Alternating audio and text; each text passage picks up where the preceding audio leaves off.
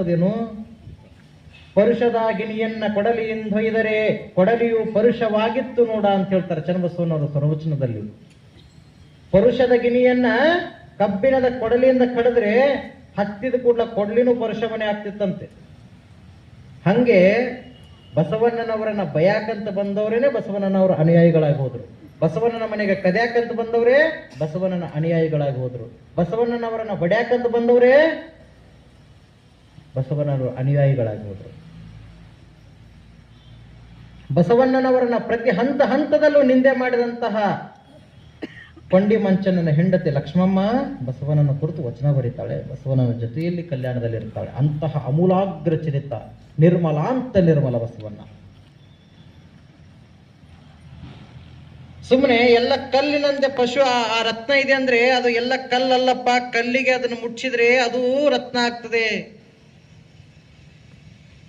ತೃಣವೇನು ಮರುಜಮನಿ, ಒಂದು ಬೇರದು ಮರುಜಮನಿ ಅಂದ್ರೆ ಯಾರ ಜೀವಕ್ಕೆ ಅದನ್ನ ಹತ್ತಿದಾಗ ಸತ್ತ ಪ್ರಾಣಿ ಮತ್ತೆ ಪ್ರಾಣ ಕಳಿಯನ್ನು ತುಂಬಿಕೊಳ್ಳುವುದು, ಅದಕ್ಕೆ ಮರುಜಮನಿ ಅಂತ ಕರೀತಾರೆ. ಮರುಜ, ಮರು ಅಂತಂದ್ರೆ ಮತ್ತೆ, ಜ ಅಂತಂದ್ರೆ ಜನಿಸು, ಮರುಜಮನಿ.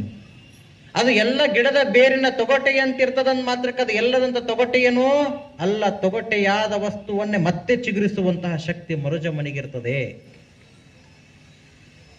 ಕನಿ ಎನಿಸಿಕೊಳ್ಳದ ಮಿಸುಪ ಚಿಂತಾರತ್ನ, ಅದನ್ನು ಸುಮ್ಮನೆ ಕೈಯಲ್ಲಿ ಹಿಡಿದು ಒಂದು ಕ್ಷಣ ಚಿಂತಿಸಿದರೆ ಅದೆಲ್ಲ ಇದರಲ್ಲಿರ್ಪುದು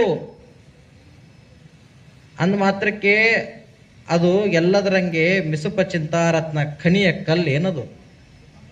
ಜಂಬಿಟ್ಟಿಗೆ ಮಣ್ಣು ಏನದು? ಅಲ್ಲ. ಪಶುವೆನಿಸಿಕೊಳ್ಳದರ ಅಮಲ ಸುರದೇನು. ಕಾಮಧೇನು ಅನ್ನುವಂತಹ ಆಕಳ ಎಲ್ಲ ಆಕಳದಂಗೆ 2 ಕೊಂಬು, 1 ಬಾಲ, 2 ಕಿವಿ, ಸೊಂಡಿ ಇಟ್ಕೊಂಡು 4 ಕಾಲಿನ ಮೇಲೆ ನಡ್ಕೊಂಡು ಬರ್ತದಂತ ಮಾತ್ರಕ್ಕೆ ಅದು ಎಲ್ಲದಂತೇನು? ಎಲ್ಲದಂತೆ ಹಾಲು ಕೊಡೋದೇನು? ಅಲ್ಲ. ಕಾಮಿಸದ್ದನ್ನ ಕೊಡುವಂತಹ ಅಮಲ ಸುರದೇನು. ಹಾಗೆ ನಮ್ಮಂತೆಯೇ ಹುಟ್ಟಿ ನಮ್ಮಂತೆಯೇ ಬಂದು ಮಾದಲಾಂಬಿ ಉದರದಲ್ಲಿ 9 ತಿಂಗಳ 9 ದಿನಕ್ಕೆ ಹುಟ್ಟಿ ಬಂದಂತಹ ಬಸವಣ್ಣನವರು ನಮ್ಮಂಗ ಮನುಷ್ಯರಂತೀರೇನಪ್ಪ? ಅಲ್ಲಲ್ಲ. ಇಳೆಗೆ ಇಳಿದ ಮಾತ್ರಕ್ಕೆ ನರ ಅಜಾತನೆನಬಹುದೇ. ಅಲ್ಲಲ್ಲ ಬಸವಣ್ಣ, ನೀ ಧರೆಗಿಳಿದ ಮುಕ್ಕಣ್ಣ, 2ನೆಯ ಮುಕ್ಕಣ್ಣ ಅಂತ ಕರೀತಾರ ಆತನನ್ನ. ಅಂತಹ ಬಸವಣ್ಣನವರು ಮನಂ, ನುಡಿ, ನೋಟ, ಹಸ್ತ, ಪಾದ ಪಂಚ ಪರುಷವಾಗಿ ರಂಜಿಸುವ. ಯಾರನ್ನ ನೋಡಿದ್ರು ಬಸವಣ್ಣವರು ಅವ್ರ ಮನೆ ಉದ್ಧಾರ ಆದವು. ಯಾರನ್ನ ಮುಟ್ಟಿದ್ರು ಅವ್ರ ಮೈ ಉದ್ಧಾರ ಆಯ್ತು. ಯಾರನ್ನ ಮನಸ್ಸಿನಲ್ಲಿ ಜ್ಞಾನಿಸಿದ್ರು ಅವರೆಲ್ಲ ಕಲ್ಯಾಣಕ್ಕೆ ಬಂದ್ರು.